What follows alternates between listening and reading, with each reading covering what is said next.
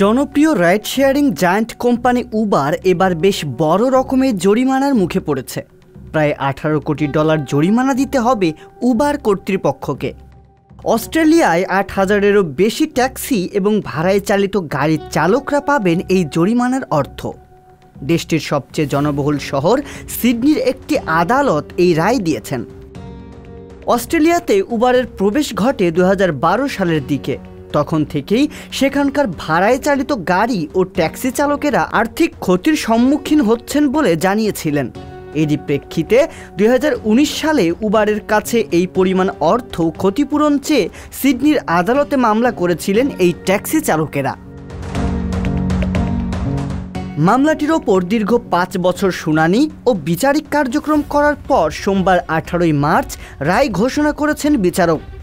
বাদীপক্ষের আইনজীবী মিশেল ডোনেলি বার্তা সংস্থা এএফপিকে জানিয়েছেন, অস্ট্রেলিয়ার বিচার বিভাগের ইতিহাসে এ পর্যন্ত যত ক্ষতিপূরণ আদালত অনুমোদন করেছে সেসবের মধ্যে অঙ্কের হিসাবে ট্যাক্সি ড্রাইভারদের এই ক্ষতিপূরণ 5ম বৃহত্তম।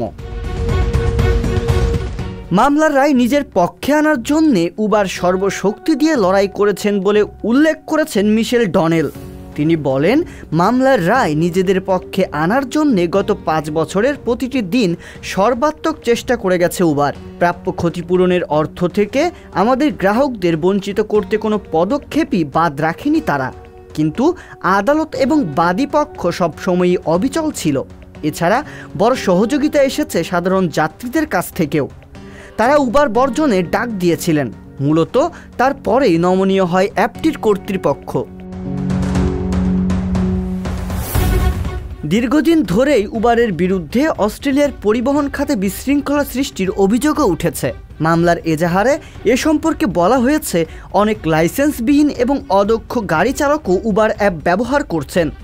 বাদীপক্ষের অন্যতম সদস্য নিক অ্যান্ড্রিয়ানাকিস একসময় ট্যাক্সি চালাতেন। সোমবার রায়ের পর সাংবাদিকদের তিনি জানান, উবারের কারণে তিনি তার 40 বছরের ট্যাক্সির ব্যবসা বন্ধ করতে বাধ্য হয়েছেন। তিনি জানান, উবারের কারণে তার কাজের প্রতি আগ্রহ হারিয়ে ফেলেছিলেন। দীর্ঘ সময় ধরে যে ব্যবসা করে সংসার চালাতেন, উবারের কারণে সেটাও বন্ধ হয়ে যায়। ফলে তার পরিবারও পড়ে বিপত্তির মুখে।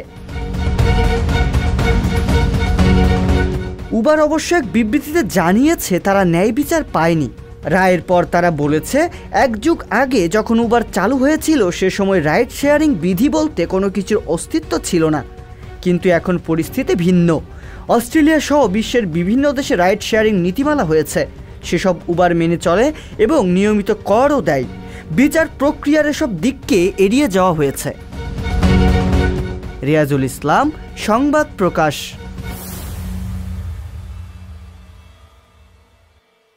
সংবাদ, ফিচার ও অনুষ্ঠানের জন্য ভিজিট করুন সংবাদ প্রকাশের ওয়েবসাইট এবং যুক্ত থাকুন ফেসবুক পেজ ও ইউটিউব চ্যানেলের সঙ্গে।